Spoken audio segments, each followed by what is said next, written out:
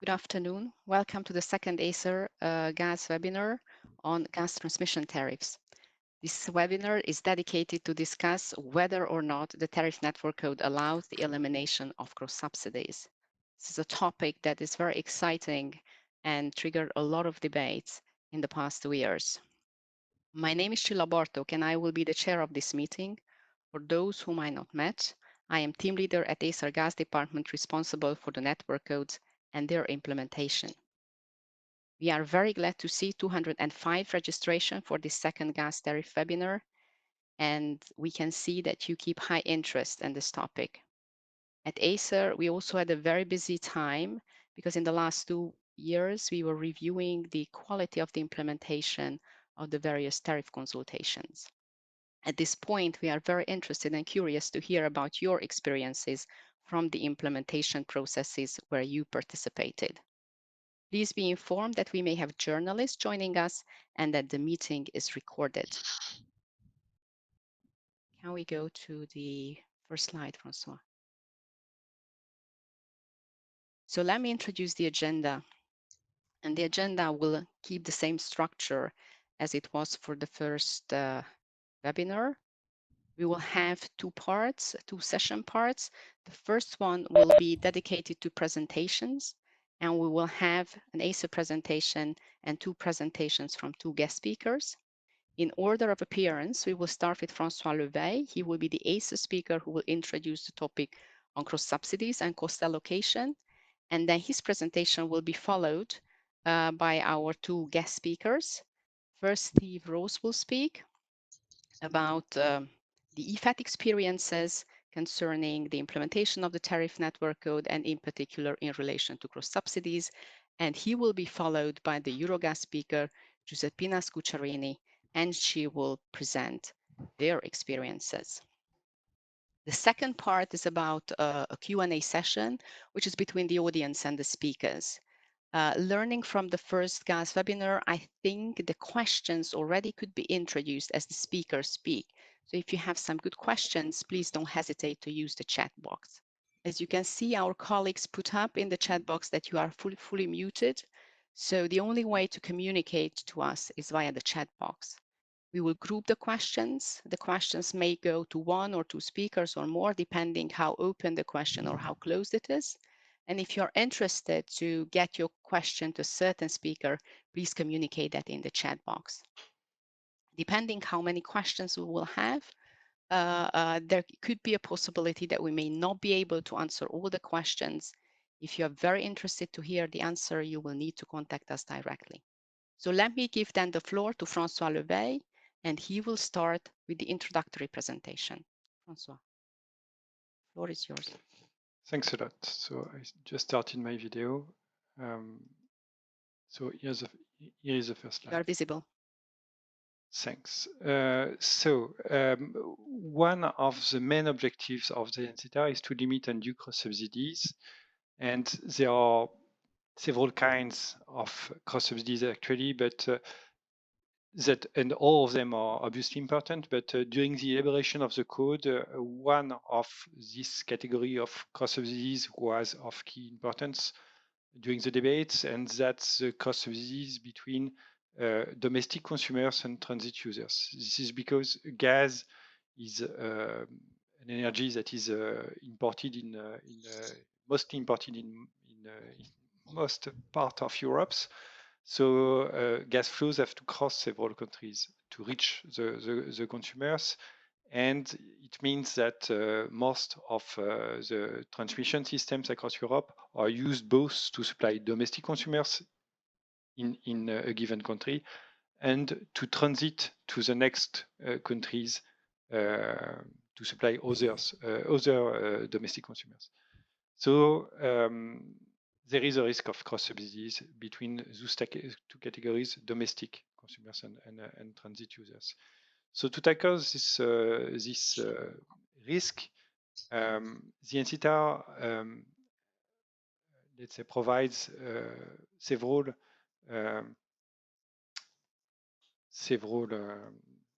mechanisms. The first thing is that among the objectives of the NCTR in the Article 7, that is one of the central, one of the most important article in the code. It's clearly stated that the tariff should aim at limiting, preventing it should aim at being non-discriminatory and should prevent undue cross-subsidies. And among the tools that are used to control those cross-subsidies, there is a cost allocation assessment described in Article 5 to check, especially between domestic consumers and transit users, that everybody is paying his fair share of the cost. And there is an harmonized comparison tool, which is the capacity weighted distance reference price methodology.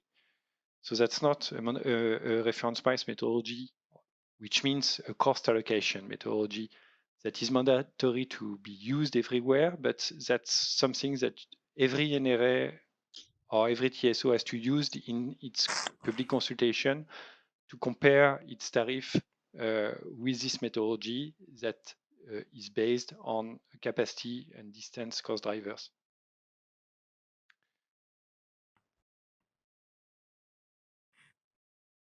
So what we saw in reviewing all the national reference price methodologies and when we did our implementation monitoring report at the beginning of the year is that the NCTAR bring additional clarity because it opened up the debate everywhere in Europe about those potential cross-subsidies between transit and domestic users.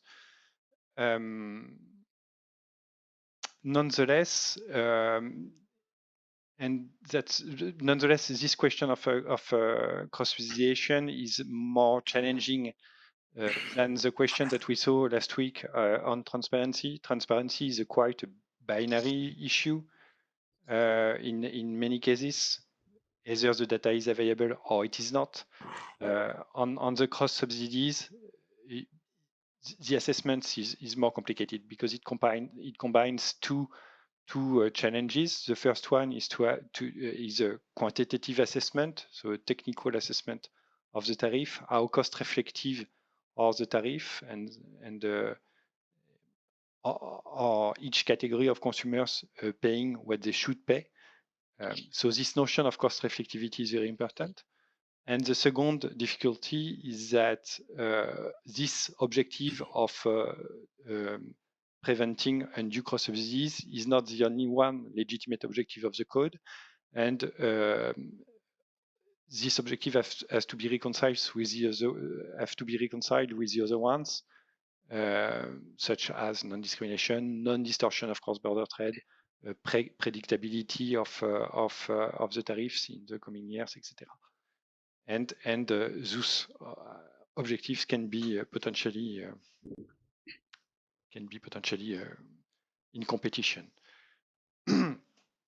So to give you a practical example of trade-offs, for instance, the network code provides that it is possible to grant discounts for the connection with storage facilities in its Article 9. So that's let's say that's a distortion from a cost reflectivity perspective. So it has to be justified by positive externalities. So when you have such adjustments in a reference price methodology, it's always nice to have the rationale that explains why this adjustment is decided and who are the beneficiaries, because that allows the NRA and the agency at the European level to understand who will pay the missing cost, the cost that are not paid at the connection with the storage. If, for instance, if the storage facilities are mainly used by domestic users, it would make sense to compensate the missing revenue at the connection with the storage facilities by an increased tariff at domestic at domestic delivery points.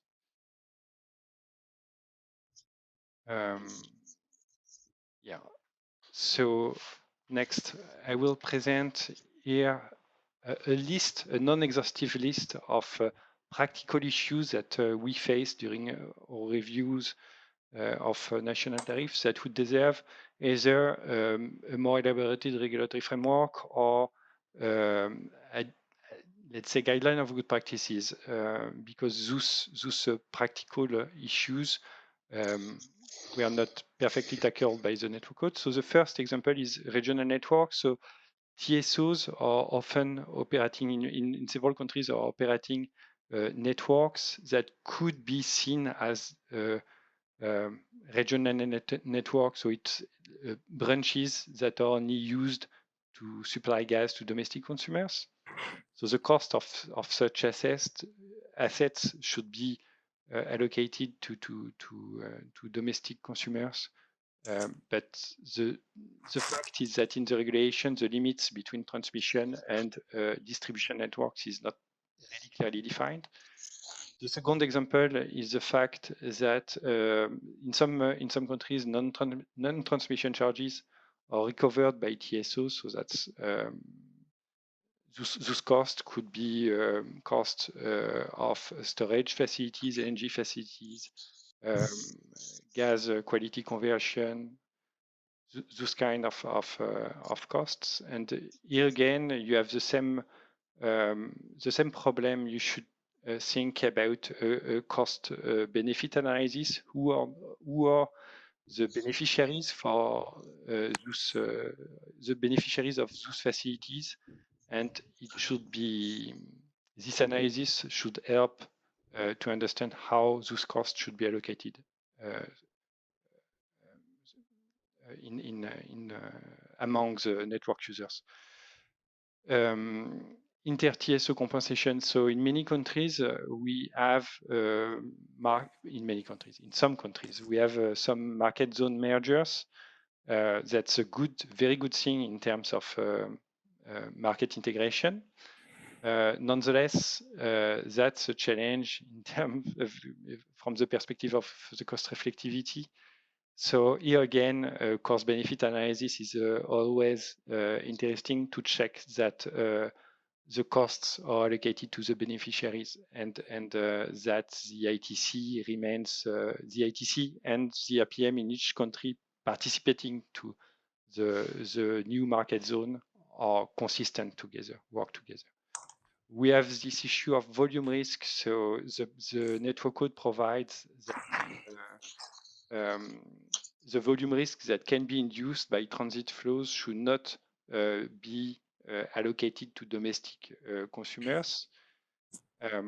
And that's beyond this statement, the network code is pretty vague. There is no technical specification that explains how to limit this and how to tackle this volume risk issue. So what would be an improvement will be to have a guideline of good practice for this volume risk issue, explaining how the risk premium is calculated, what are the assets at risk, what would happen if the risk materializes.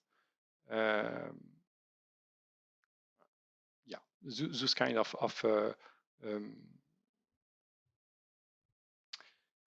those details needs to be explained and elaborated to understand, to justify how those volume risk issues are tackled.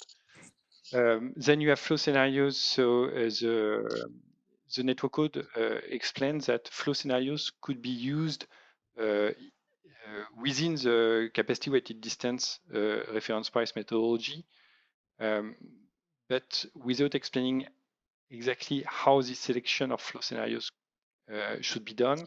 So from the agency's perspective, the flow scenarios should be used to better reflect the use and the cost of the transmission system. So it needs an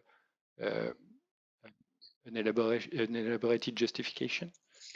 And the last point among these examples we are mentioning is the fact that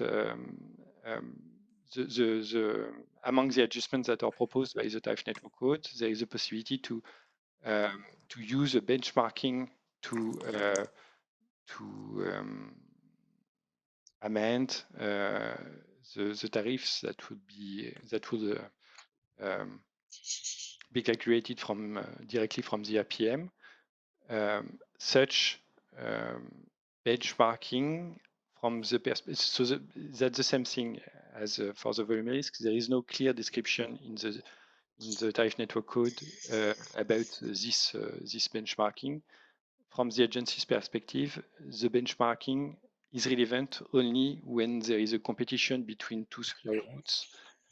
So to put to give you a practical examples, it does not make sense to do a benchmark between let's say an IP between Spain and Portugal on one side, and on the other side an IP between let's say Czech Republic and Austria, because there is no link between the gas flows. There is no direct link between the gas flows and the bookings at those two IPs. Yeah, so those are a few examples. So I will give the floor to our speakers. We would like to thank once again EFET and Eurogas for accepting to contribute to the webinar. And we hope that this debate will allow the stakeholders, the NRA and the TSOs to share their views on this cost allocation, on cross-subsidies issues. And we would like to invite the speakers to give their views on this topic. So not exclusively the list of 6 topics that I was mentioning, but this kind of topics that can induce excessive cross subsidies among network users. Thank you very much, Francois. This means that we are turning to our guest speakers, and I would like to ask first Steve Rose from EFET to present the EFET experience of the implementation of the tariff network code. Steve, the floor is yours. Thank you very much, Csilla, and thank you, Francois. Hope you can hear me okay and see me. My name's Steve Rose. I'm the chair of EFET's gas tariff group, and thanks for the invitation to participate in this webinar. Perhaps we could have the first slide, please. So I'd just like to start by making some general comments on cross-subsidy as a relevant objective. I mean, it's clear that avoiding cross-subsidy is an important objective, because cross-subsidy may distort the nature of competition. But it's not quite as straightforward as that, because transmission is a monopoly activity, and so the nature of competition, it's not always entirely straightforward. Are you talking about competition between TSOs? Are you talking about wider competition in terms of the commodity market or internal market? It's not a sort of black or white parameter. Cross subsidies can also be used in a sort of pragmatic way of recognizing positive externalities or resolving other market efficiencies which are perhaps more damaging than the cross subsidy in itself. And the other thing that makes it more complicated is transmission costs are generally a pass-through for shippers and traders, but there's greater or lesser extent to which pass-through is complete. So different shippers will have different views on cross-subsidy depending on the extent to which it's impacting their commercial position. So cross-subsidy, we think, should be considered holistically alongside the other relevant objectives of the tariff methodology, which are listed in the NCTAR. So the reproducibility and forecastability of the resulting tariffs is very important. Cost reflectivity is important. Non-discrimination is important. And from a trading perspective in particular, not distorting cross-border trade is a very important relevant objective. So these objectives, they're sort of interlinked, and there's no one size fits all method of cost allocation that can be applied to complex entry and exit systems. So cross-subsidy may be tolerated or may even be promoted for political or societal reasons where it has benefits in relation to the other relevant objectives that are there. Okay, next slide, please. So looking now just at sort of the types of cross-subsidy you might experience. Cross-subsidy, it's linked with cost reflectivity, and arguably it can occur in many different forms. So you could have cross-subsidy, for example, between classes of end users, say between domestic, industrial and CCGT end users. Cross-subsidy between types of infrastructure, so storage and LNG and the rest of the transmission system perhaps. Temporal cross-subsidy, so the short and the long-term tariffs, which are determined principally by multipliers and seasonal factors, could, in certain circumstances, be argued as an instance of cross-subsidy. You could have cross-subsidy between types of shippers, and this is one clearly where the network code seeks to sort of address. So it's predominantly between those intra-system network users and cross-system network users. Cross-subsidy between member states, which I think has been an issue that's featured in a number of the consultations on the tariff code. So you could have interconnected network codes cross-subsidizing one country and another, depending on the entry-exit split. You might see cross-subsidy between gas sources, so potentially between, say, gas production and between LNG. Benchmarking, you cross-subsidy across routes is possible, and so benchmarking is a way of perhaps recognizing that or dealing with that, and is addressed in the network code. Potentially cross-substituting gas qualities, so in the current climate, cross-subsidies perhaps between L and H gas networks or with biomethane, but I guess increasingly importantly going forward is potential cross-subsidy between natural gas and hydrogen.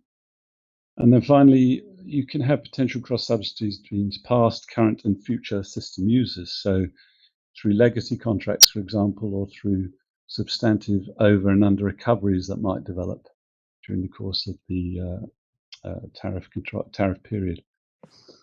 So the tariff network code, as I mentioned before, it does include various provisions intended to try and highlight and avoid general cross-subsidies. So there's a cost allocation test in there, which ACER have made some very valid comments on.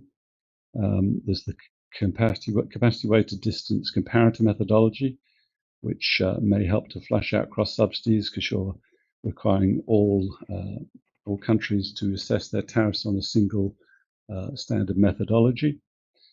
Clearly, we talked about the need for an inter-TSO compensation scheme that can be important in terms of avoiding cross-subsidy between TSOs. Regulatory accounts are sort of important, an important feature. The code includes some text around how those should be treated to avoid temporal cross-subsidy between network users. And when you look at the incremental element of the tariff code, there's a provision in relation to a mandatory auction premium that relates to new capacity that may be required, which there isn't a sort of a sufficiently strong investment case for based on the assessment that's taking place. So transparent, I think in EFET's view, transparency and objective justification through the consultation process is absolutely vital, and it's perhaps the best means of identifying cross-subsidies which are adversely distorting or which perhaps incentivize inefficient investment, both past and present, perhaps which are discriminating against certain parties. So I think in our view, it's very important to lay out the case and lay out the justification for any cross-subsidy that may be perceived, and let stakeholders share their opinions on it, because different shareholders will have different opinions and nobody has the right answer. So finally, last slide, perhaps just move on. Just thought we'd very quickly touch upon a few of the examples specifically mentioned in ACER's excellent report. So anybody that hasn't read the report, I would thoroughly encourage you to do that. The report includes some very detailed analysis, some very good work on regional networks. So examples in Germany, France, Italy, and Spain have been. Genau, richtig. Mittwochmittag, ja. Ja, ja. Francois, can Sorry, you mute us somehow? I am trying to identify the. Da habe ich, ja. The source. Ja, habe ich, ja. Yeah. Sorry. Ja, ist auch hochgeladen. We have German. a German We have speaker. a voice. Yeah. Ja, haben wir. We have a voice speaking in German. Could you please mute yourself? Gut, danke. Servus, schönen Abend. Okay, sorry. So one of the recommendations in the report is that perhaps there should be some more definitive ACER guidance on how to define regional networks and the criteria for their assessment. And I think we would support that view from the report. We think that NRA should assess the existence of regional networks and allocate their cost principally to domestic users. However, it's not just a black and white consideration again, because as I said before, there's other considerations that are relevant. So in reviewing regional networks, the issues of storages and CGGTs that may be connected to those regional networks is relevant, is important, because you could argue that in applying a particular methodology, you might end up discriminating against those players. And in an ideal world, regional networks should be reclassified as distribution assets, but clearly we are where we are. Trying to redistribute regulator asset bases is not the easiest thing to do. It's very time consuming, complex, and maybe legal problems associated with it. So yes, in an ideal world that would happen, but it's perhaps not possible in all circumstances. Looking then at the issue of charges of unrelated to transmission, which are identified in the report. Again, examples mentioned in terms of Italian and French storage, Italian, Spanish, Greek, and Lithuanian LNG. So very good information in the report for anyone interested in some of the issues around that. Clearly, in principle, we think those should be avoided. The costs that aren't related to transmission should not typically be recovered through transmission tariffs. However, you could argue that this is perhaps in some cases a lesser of two evils situation. So quoting the French storage example, I think it's generally recognized by the market that the changes that were made to the storage regime to effectively recover any regulated under recovery of storage through transmission and then pass those on to domestic users has actually improved the French market situation immeasurably. So again, it's a cross-subsidy. Sorry, it's a cross-subsidy, but is it necessarily doing harm, or is it actually making the situation better?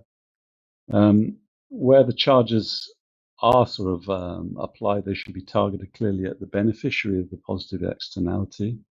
And if you're going to do it, well, yes, it may be relevant, but it shouldn't just become the norm. It should be reviewed on a regular basis. And if you're effectively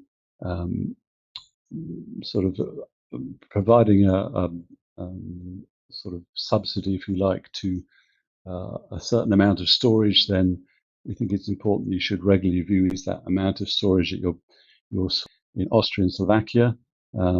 Transit flows need to be substantial. So if you're effectively looking at this, you very much need substantial transit flows, and the risks must be material and identified. And if you're going to do it, you should apply it to the relevant cost of assets at risk. Benchmarking, some text in the report regarding benchmarking. Slovakia is the country that's very much the focus of ACER's observations in the report. And again, I think Francois has already made some comments specifically around that. But if you're going to do it, then you should use it very sparingly at interconnection points only, with full transparency over what the competing routes are and what the impact of that cross-subsidy on TSO revenues and other tariffs are. I think the criticism in the report is largely around the fact that there's not Steve, perhaps your transparency. voice is deteriorating. Oh, sorry. Okay, well, I'll try and speak up. I've only got one more point to make. So the issue of under or over recovery, again, the report goes into some detail there, with Belgium being the country in focus there. Clearly, we should very much discourage large build-ups of under or over recovery, and the tariff code actually includes a number of provisions designed to prevent that. But perhaps more frequent and detailed reporting of those over and under recoveries during the course of the year might be an improvement to avoid situations developing like in Belgium, where we're seeing in excess of 100 million euros of over recovery building up without perhaps necessarily a clear path for how that's going to be returned back to the market. So sorry if you struggled to hear me during the course of that, but those are the views from the EFET camp. Thank you very much, Steve. I would quickly like to call Guiseppina. And Guiseppina, she's from the Wholesale Market Committee. She's the chair. And I would like, Guiseppina, if you could round off this, this first part of presentations in 10 minutes, if you could. Guiseppina, the floor is yours. Thank you very much, Csilla. So I will just carry on from where Steve left us. So my presentation builds very much on the one that Steve just gave and goes a bit deeper on some of the key topics that he touched upon. In Eurogas, we selected 4 topics or covered in the ACER report: regional networks, non-transmission service charges, risk premium, energy transmission and treatment of new technologies, energy transition and treatment of new technologies. So let me start with regional networks. So from a Eurogas point of view, we are fairly agnostic on the legal nature of regional networks and on their allocation into TSO's RAB.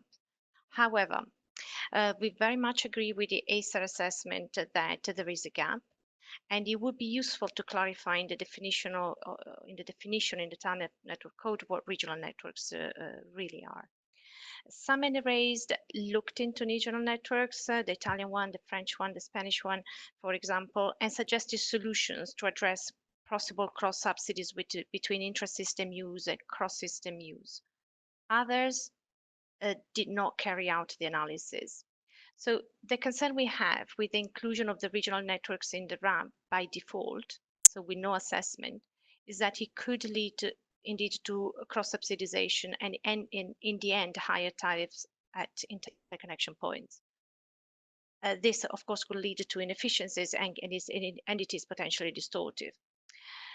The NRAs that looked into the issue and identified regional networks came up with different solutions on how to address the issue. So a couple of examples. Italy opted for the inclusion of regional networks in the RAB with a more pronounced entry-exit cost allocation split to address the possible intra-system versus cross-system subsidization, so introducing some kind of correction in the overall methodology. France took a more radical approach and excluded the regional networks from the RAB, so addressing the issue in a very clear and neat way. From our point of view, both paths are valid. The important thing is that the issue was recognized and dealt with. So we would support the ACER suggestion to encourage other NRAs to identify the regional networks and to test the robustness of the chosen reference price methodology against that. More generally, we agree with ACER on the importance of analyzing the network topology to avoid intra-system versus cross-system subsidization. A very simple and very transparent tariff methodology may still not be the appropriate one if it is oversimplifying the reality and can lead to cross-subsidies. And I already saw in the comments in the chat box a number of references to Germany, as this issue is very much alive in that context. So not surprisingly, really. Finally, I would like to note that with the increase of local production, of hydrogen and biomethane, and the possibility of bidirectional flows. Regional networks may play a different role in future and may play a role in providing additional flexibility to the overall transmission system. Hence, the separating additional flexibility to the overall transmission system. Hence, the separation of their function might prove a bit more challenging when you start allowing for bidirectional flows.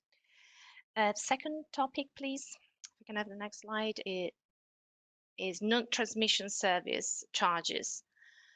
So, Steve mentioned in his presentation as well that avoiding cross-subsidies is a guiding principle, and any deviations from that principle should be carefully pondered.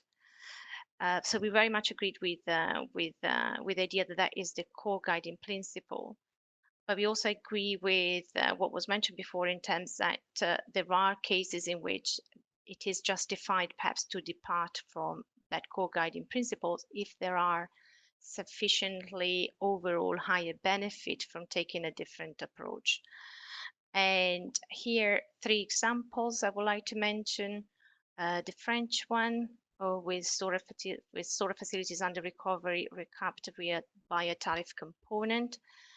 Similar mechanism is applied in Italy. In both cases, this resulted in opening up of the flexibility market, better access to storage, and market-based valuation of flexibility services. So arguably, it was not ideal, but in the end, it is an improvement compared to the old situation.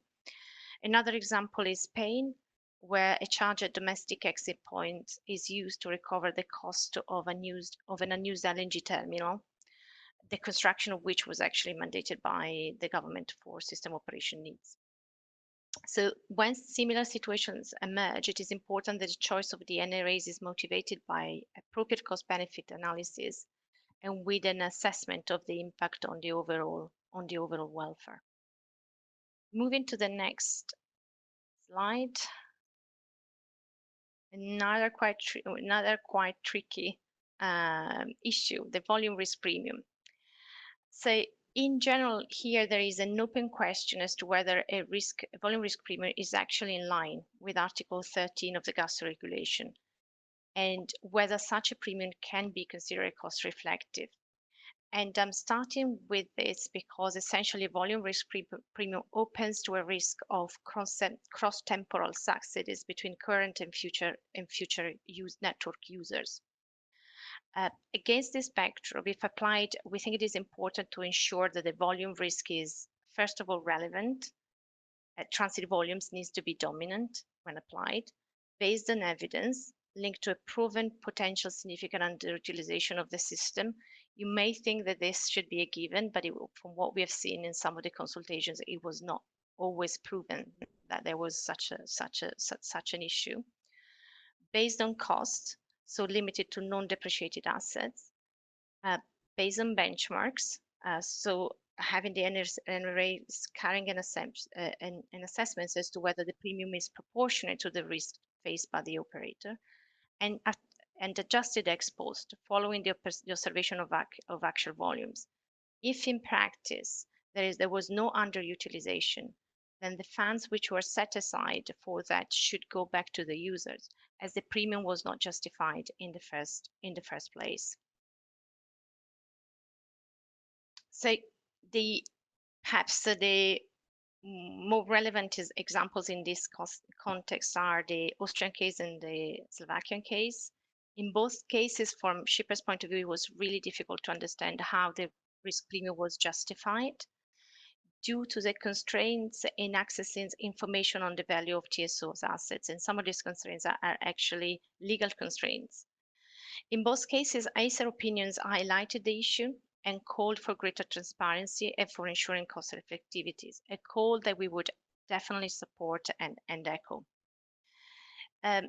So the volume risk premium is linked to possible risk of underutilization of networks, of course.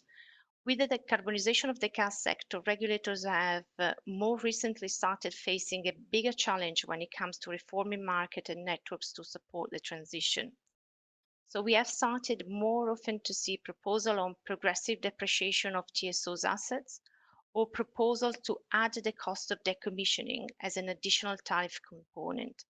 And the Netherlands is an example of where this debate is quite alive. Similarly to the case of risk premiums, there is in this case a risk of cross-sample subsidization. So similar considerations to the one I shared before on the risk premiums will probably apply in these cases. And we would also recommend that in this situation, the TSO reserves and their return on equity are looked into before taking more significant interventions in the market. Finally, a couple of minutes perhaps for the last slide, and if possible, please. With slide 4, with this last slide, we would like to take a bit more of the forward-looking view and introduce elements which I'm sure will be more explored in the ACER webinar next week.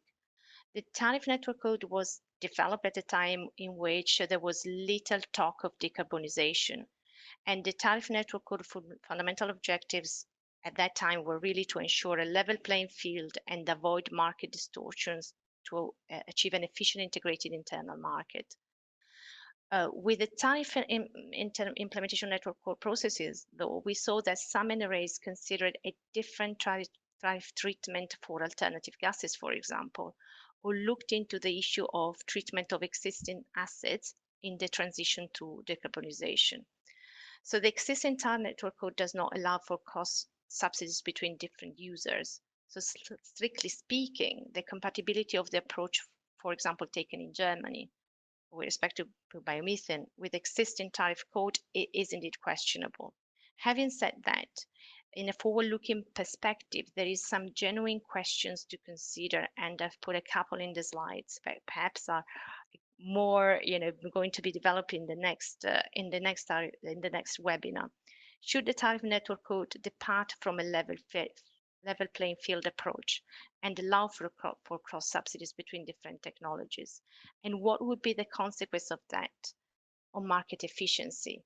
Or in other terms, is there a way in which we can preserve the tariff network code fundamental objective to achieve an efficient integrated market, but at the same time encourage the development of new technologies?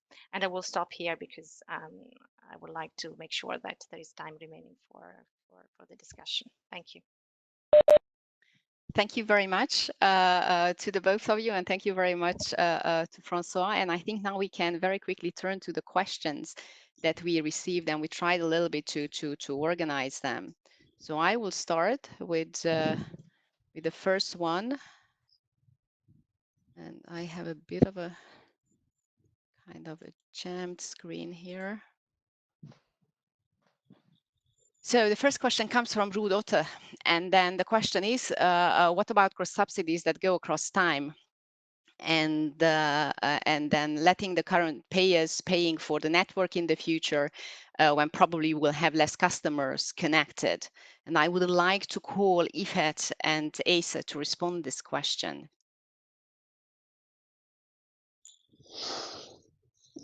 Okay, who's going first?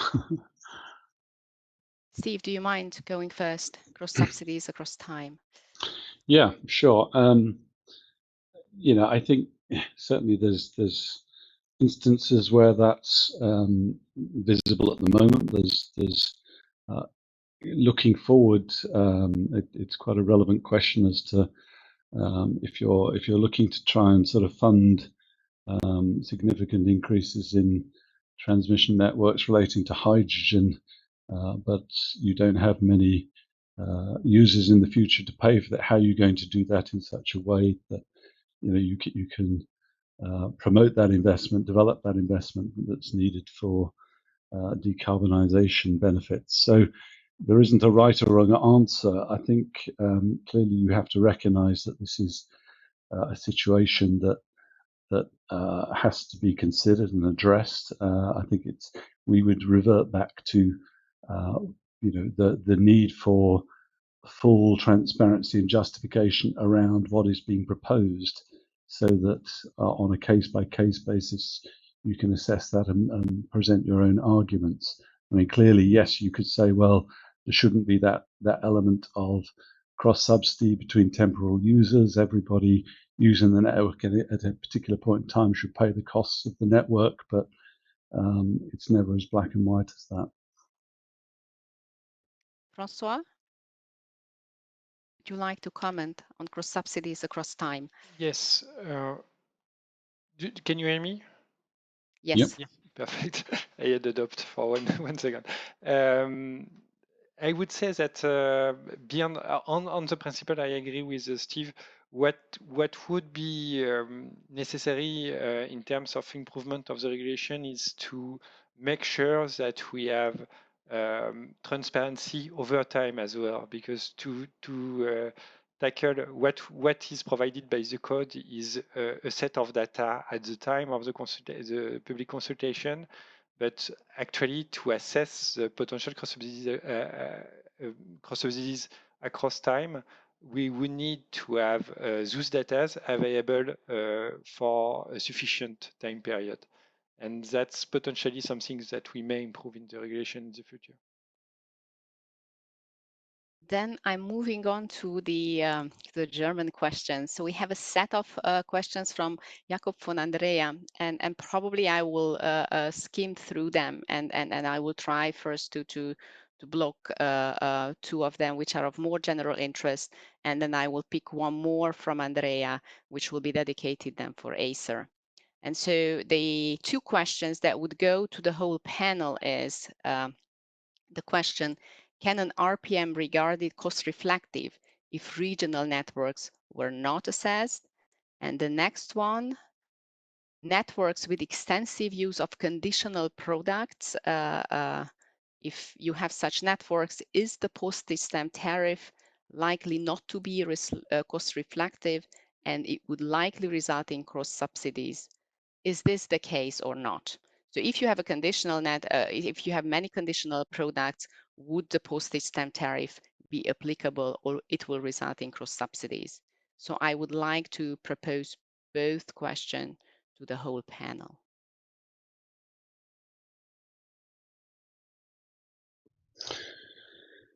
Okay, do you want me to start? Yes, Steve, thank you for offering. Okay, no problem. Okay, well, I have to be very careful about what I say here because I'm by no means an expert on the German market or the German networks, and I know this is a subject which has been heavily debated. I would say, however, that there is an EFET response to the Regent consultation, Regent 2021 consultation, which addressed a lot of these issues on the EFET website, which people can look at and get the views of our task force Germany on that. My understanding is that, and I would support the fact that there does seem to be a case that regional networks in Germany may be unduly cross-subsidizing cross-system users, and I think the case for investigating that is a fairly strong one. The consultancy reports that accompanied that consultation seem to suggest that that was the case, and so we would very much support further analysis of this, which I think is the general gist of the EFET response. However, as I've said before, it's not just an issue solely about cross-subsidization. The postage stamp methodology, as it stands at the moment, has a number of benefits. Whether those are outweighed by the disbenefits from cross-subsidy, it's not really for me to say, but it's a one element and one feature that should be, I think, be properly assessed, and we would support doing that. In terms of the issue of conditional capacity and congestions, again, I don't want to go into too much detail here. There is an answer to that question in the EFET response, but again, I think we would make the case that EFET has never been a huge fan of conditional capacity in the first place, and our preference is very much towards moving away from conditional products and making more capacity available upfront using the various market-based mechanisms that are being proposed and the new congestion management methods to resolve any internal congestion that might arise from the market merger. But as I say, the more nuanced and detailed version of that answer should be sitting in the EFET response if you want to have a look at it. Susie, would you mind to come in? The question was whether it is likely not to be cross-reflective, and my answer would be that it cannot be assumed to be cross-reflective, simply because the analysis was not carried out.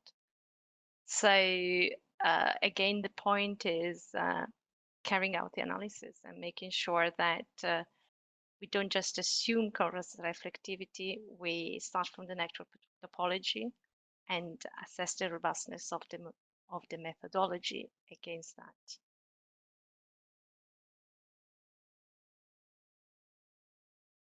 Okay. Francois? Yes. So on this regional network question, I would say that that's indeed a complicated topic, and I think that the more complex is the transmission system, and the more important are the transit flows or across the system, the more needed is the assessment of the presence of a regional network. But obviously, if you are in a network that is pretty simple, and if there is no transit flows, then the problem is obviously less important, because there is no risk of cross-subsidies between cross-border users and domestic users. And regarding the conditional products, to be fair, the problem does not come exclusively from the conditional product, but as well from the regulation, because there is no clear definition of what is a conditional product in the regulation. So that's the first issue. And I do think that there are many kinds of conditional products, and not all of them may be problematic from the postage stamp perspective. So to give you an example, if you have a conditional product that reflects some spatial, some geographic constraints, so for instance, a conditional product that is somehow not, it would not be a point-to-point product, but it shows that there is a limitation inside the transmission system. That means that you cannot freely go from one point to another. Yes, it is a little bit in contradiction with the logic of a full equalization, where the assumption would be that the system is a perfectly fluid entry-exit zone. If you have a conditional product that is reflecting some other constraints, some like better predictable kind of interruptibilities, that's it may not be that contradictory with the notion of a postage stamp RPM. But once again, first thing first, the first thing should be to clarify the definition of such product in the regulation. Thank you. Francois, I have a question which goes directly to us. And this is the question that ACER has required the German NRA to assess unit costs, and the NRA refused to make this assessment by arguing that it's simply impossible. So would ACER accept this argument? I do assume that I will not be alone to decide that. Thanks for your support, Miguel. Maybe this is so Miguel Martinez. I'm not sure if the this is a question from Jacob von Andrea, and I'm not sure to which of the maybe responses from the NRA Jacob is referring to, but maybe for the audience, I think we had two analyses on the two German consultations. In the first one, we recommended an analysis of the unit cost of the network in view of understanding whether it was relevant to reflect those differences in the methodology, for example, by using a matrix methodology. That was in the first consultation. There was a second one, and the conclusion of the second one was a bit different because we directed our or the work for or the recommendation on the existence of regional networks, and we understood that maybe the relevance which Jakob is referring to about the differences in unit cost and the differences in the changes in tariffs for domestic and IPs, we understood that that could be related to regional networks, to the potential existence of regional networks. So we recommended the NRA to assess the existence of regional networks and the potential impact that that could have when proposing a postage stamp methodology. So I'm not sure entirely to which of the two analyses Jakob is referring to, but in a nutshell, this is the two recommendations that we provided, and maybe Jakob was referring to the first one, whereas the second one is a bit different. So I hope that helps clarify a bit at least our view on the topic. Thank you, Miguel, for clarifying. Then I'm moving on to Alexander Frank's question. I will pick only one of them, the one which relates to transmission, non-transmission services, and the one that goes a little bit to hydrogen. Maybe that question we could spare for later or for the third webinar.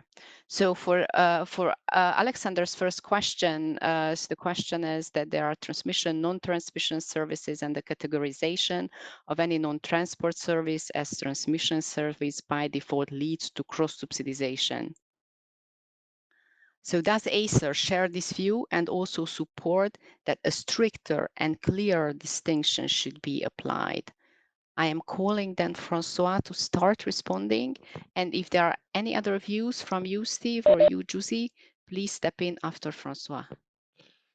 Yes. So first, I would say that we were, first a clarification, we were talking here there are two different notions.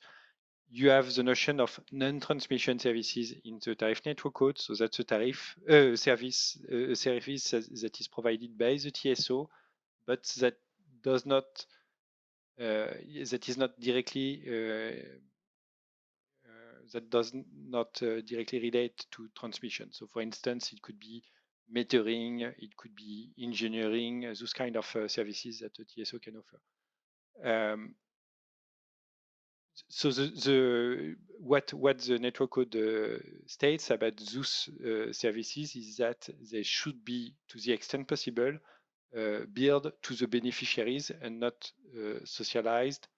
So the notion of non-transmission services is here in my opinion is in the tariff network code described in a manner that would allow to limit the cross subsidies. And then in the IMR, we were mentioning this notion of non-transmission charges that were recovered by the TSOs on behalf of other operators. So that's services provided by other operators like storage operators, LNG operators, but whose costs are recovered by the TSOs. So I do assume that the question is about the second topic. So I will respond. I will answer this question in this understanding, and I do think that yes, it increases the risk of cross subsidies, but I share the views that have been expressed both by Steve and Jussi. I do think that it may be the less of two evils, and what is required in those cases is to have a cost-benefit analysis that that allows the stakeholders and the network users to be sure that those costs somehow will be allocated to the beneficiaries of those services. So who is benefiting from the storage facilities? Is it purely the domestic users or the cross-border users as well? and from this analysis, you deduced where those costs should be allocated in the network. Any other views? Well, just very briefly, perhaps highlighting the French example. I mean, you know, the French government has decided that it requires a form of storage obligations, and you know, maybe you could argue, well, it doesn't, but that's its decision, that's its right. So the way that it previously implemented those obligations was causing significant inefficiency in the market, was deterring companies entering the market, because effectively they're very much targeted at individual users. So in the same way as the Polish are trying to sort of apply obligations on individual users, it tends to dissuade people from entering the market. Now, you know, you could say, well, there is a cross subsidy there, but you know, the fact is that, you know, since the obligations have been removed, French storage obligations have been fully booked. The market has become far more liquid and competitive, far more flexible, and the storage you know, that combined with the market merger in France, I think, has led to the lowest wholesale gas prices in Europe. So, you know, there are potential benefits coming from what, on the face of it, might seem to be a negative application in principle. So I think, you know, you can't say yes, it's always bad.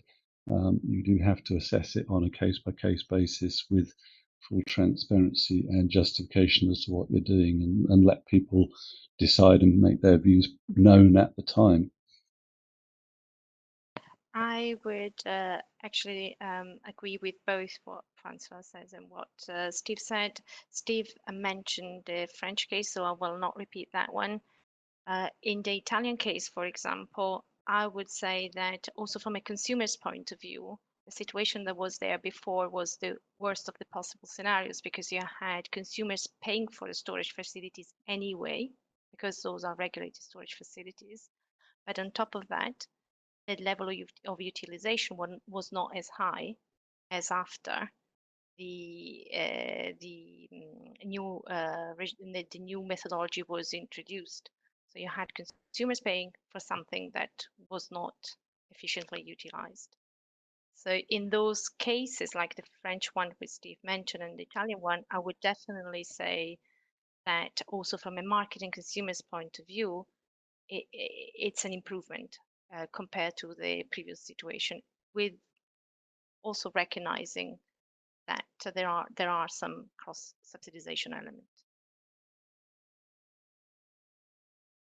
Thank you very much.